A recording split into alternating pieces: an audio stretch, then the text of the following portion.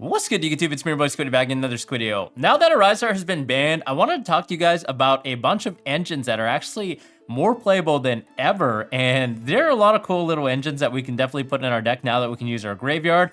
So without further ado, let's dive in and talk about some of the really cool engines. Some of these ones you guys have not seen before. Some of them are a little more familiar, like this first one, the NADIR Servant engine, which is effectively, well, 3 copies of NADIR Servant. I mean, not a lot of people have actually played this card. This card came back to 3, I believe, during the reign of Kashtira, so it's not like this card was super playable. Obviously, you do have to send a monster from the extra deck to the graveyard in order to get the entire effect of the card. So under ARCHFIEND, it was effectively quite dead. But now that ARCHFIEND is gone, I think this card actually could be something that has a lot of potential. Obviously, being able to send any monster from your extra deck to the graveyard and then add a copy of a Dogmatica card, ideally Dogmatica Ecclesia. There are different options that you can do. You can obviously play a minimal package with just 3 NADIR Servant and maybe like a Dogmatica Ecclesia and a Dogmatica Fleur-de-Lis, or if you're feeling extra frisky, you could play something like Dogmatica Maximus. I don't think there are a lot of decks that can really take advantage of having things in the graveyard. I mean, obviously, against the Unchained matchup, they can have the Yama in the graveyard, which gives them some sort of boost, but it's not backbreaking by any means. Against Purely, they don't really have much to send.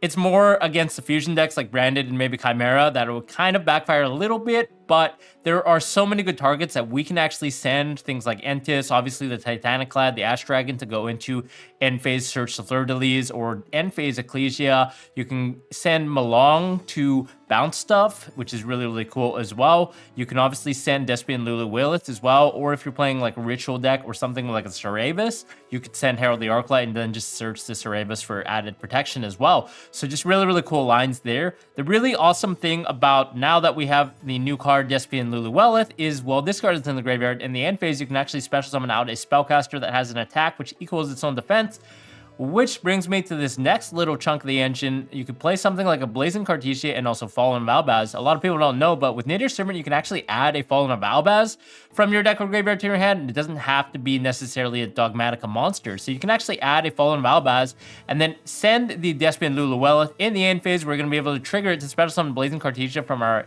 deck.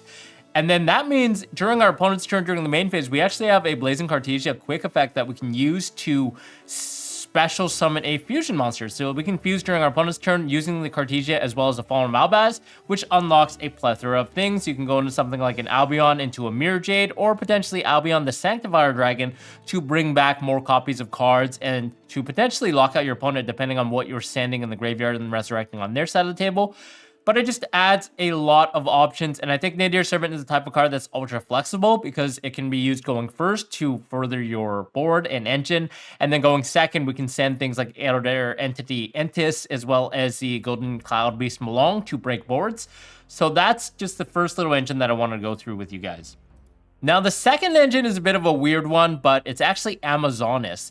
This is an engine that not a lot of people actually know about, but I actually came across it as I was searching for extenders. Generally, I have this tendency to look through a billion pages of DB looking for cool cards, and Amazonas cards actually got a boost in some recent sets. I believe these were actually printed in 2023 or 2022 for that matter, so they are quite modernized. But the one that actually caught my attention was Amazonas Warchief, was a newer card that says if you control no monsters or only Amazonas monsters, you can special summon this card from your hand, and then if this card is normal or special summoned, you can set one Amazonas for a trap or one Polymerization directly from your deck.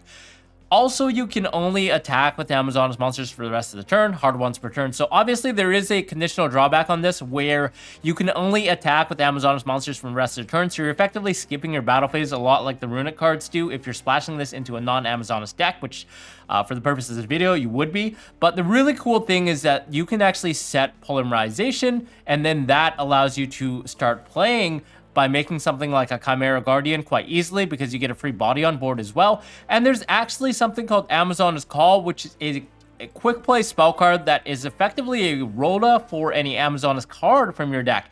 It says take one Amazonas card from your deck except itself and either add it to your hand or send it to the graveyard. During your main phase, you can also banish this card from your graveyard, then target one Amazonas monster you control. This turn, that monster can attack all monsters your opponent controls once each Also, other monsters cannot attack. It's a hard once per turn, but being a quick play means that you are actually able to use it in the draw phase to play around something like a drone lockbird. It effectively means that we have multiple copies of Warchief as well, and we're able to set a polymerization from our deck, which can immediately be activated to begin playing. Another cool card that you can also play with this package is Amazoness Heirloom, which is actually an equipped spell card that says equipped only to an Amazoness monster. The first time the equipped monster will be destroyed by battle each turn, it's not destroyed, and after damage calculation, if the equipped monster attacked a monster, destroy the attacked monster. So what that means is we can actually set the Heirloom potentially off of Amazoness Warchief going second, activate it to equip, and then swing into something that cannot be targeted by card effects, but can be destroyed by card effects, because at the end of the damage step, Amazoness Heirloom will actually destroy it. And Amazoness Call actually has the effect which allows the Amazoness Warchief to attack more than once during the battle phase, so we could potentially destroy multiple things, provided that we are able to survive the consecutive battles, because Heirloom only protects for the first time that the monster will be destroyed by battle. Alternatively, could also play Amazoness Fighting Spirit. This actually increases the Amazoness monster by 1,000 attack when it attacks something with higher attack than itself. So that would also pair well with Amazoness Call into Warchief as a removal option. Just like, you know, these cards are not necessarily the best cards that you would actually play, but they're just like potential options in addition to polymerization. Another thing that you can actually summon, which I just realized off polymerization, is Magnum the Reliever, because as long as you have an access to a monster special summon from an extra deck, then you can easily make that as well using the set polymerization. But this is just a really cool niche card that I think would fit in certain fusion decks, being able to go off into polymerization and already have a monster on the board for free. So it's effectively a free +1.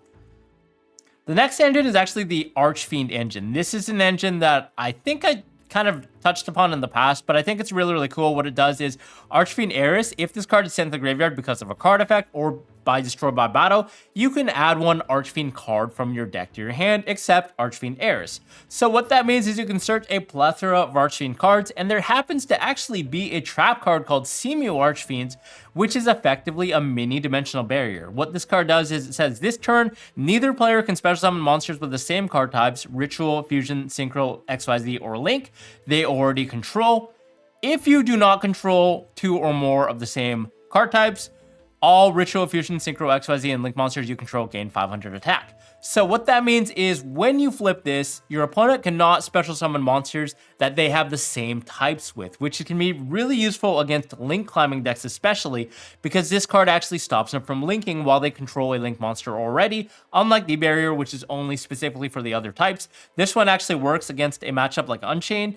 You can actually set the Seemu ARCHFIENDs. If they go off into Yama, you can flip this, and then they're kind of locked out from link summoning for the rest of the turn, which can actually make it hard for them to play. So that's just really, really cool. Against Purely or against the XYZ deck, it means they cannot actually rank up on top of their XYZ into Zeus or an X Purely Noor. And unfortunately, ARCHFIEND Heiress does have to send to the graveyard by a card effect. So I think in a deck like Purely, this could be something that we can experiment with, because obviously all the quick play Purely spell cards send for card effect and not cost. And previously, I think a lot of people were actually straying away from the Dark World cards and other Shadow cards that went to the graveyard because of Arise Heart. But now that Arise Heart is gone, this is something that we could definitely experiment with. It allows you to replenish the discard and also potentially search for a Turbo D barrier in the form of Seemu ARCHFIENDs. And not only there, you can also search ARCHFIEND Eccentric, which is either a monster removal or an MST to pop any spell orb or trap back row, especially floodgates. So it's really, really cool that you have the utility to search for a D-Barrier-esque card going first, or a potential follow-up or MST going first and second. Really, really cool options there. The next engine is a bit of a fan favorite. If you guys remember in the last year's WCQ when we actually had Halqify Brex, but basically Magician's Souls as well as the Illusion of Chaos to search Magician's Souls. This was basically unplayable because of Arise Heart. Souls being a cost to send to the graveyard meant that you could not activate it under Arise Heart, nor could you send for cost to attempt to draw anyways if you had Souls on the field.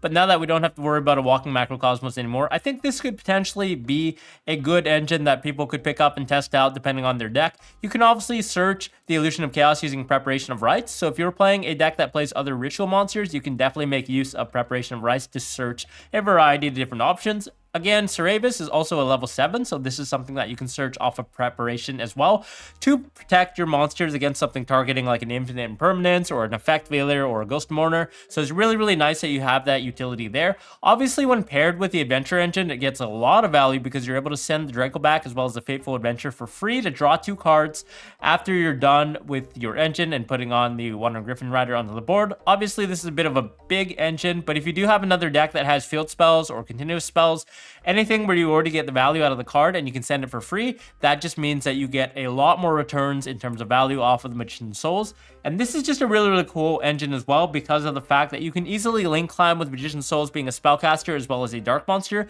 You can go to things like Dark very easily and then start link climbing into Selene.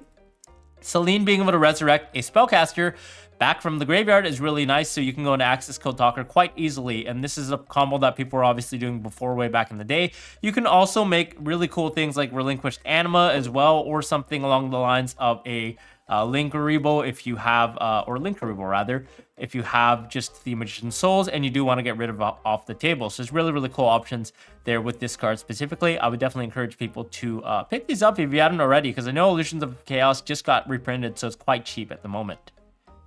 The next engine I want to talk about is actually the Sky Striker engine. This is more of an engine that was prevalent when Engage was at 3 in things like Orcust, because you could easily make use of Engage after you load the graveyard with spells, so it became like a pot of greed. In today's metagame, there are still a lot of spells though, so I think in the grind game, Engage becomes even better, being able to potentially draw a card once you have 3 or more spells in the graveyard. And then when you don't have it, just this as a starter is quite good because you're able to tutor into Hornet Drones, go into the Kagari, use the effect to nab back either the Engage or the Hornet Drone, so you can link climb into a Link 2 really freely. You can go into something like a Sky Striker Ace Zeke to threaten a monster that's on your opponent's side of the field and ban out a negate. Alternatively, you could also go into things like Hayate to start sending spell cards to your graveyard, so you do load up your graveyard and then make the Kagari add back the Engage and hopefully get the +1 value out of it. If you're going first, you can also make a Shizuku and search your other options. You can play something like a 1 Widow Anchor just for the search. You could potentially, going second, also side in Afterburners. This is something that could be really good against an Omni Negate board and also have that additional bonus to potentially destroy a spell trap on the field. Alternatively, against like a Tearlaments or a graveyard-based deck, you do have access to Shark Cannon as well, so this is something that could be in the arsenal. There are a lot of good Sky Striker cards, and we can never forget about Sky Striker Ace Azalea. Unfortunately, you cannot make this using the Hornet Drones method because Kagari is a fire, and Azalea does require 2 light and or dark monsters. But again, the token is actually a dark monster, so if you have access to another dark monster, it's really, really easy for you to make an Azalea and then pop any card on the field and potentially survive that effect as well. If you have 3 or more spell cards in the graveyard, she stays on the board, so you can actually use the secondary effect where after she attacks in the damage step, you can banish a spell card from your graveyard to destroy that monster that she attacks. So all very, very cool effects. I think the Sky Striker package, if there is some kind of spell-based deck that can make use of this, I think it's definitely something that people have forgotten about, and it's definitely something that can take the metagame by surprise because of how powerful Sky Striker Mobilize Engage is just as a card. So that's about it for the engines that I had for the video. If you guys have any other cool engine concepts that people have forgotten about, or maybe something we could splash in, definitely let us know in the comments below. Otherwise, I would encourage you guys to test these engines and let me know which ones work and which ones don't, and which ones have the most potential. Other than that, I'll see you guys in the next video. Bye-bye.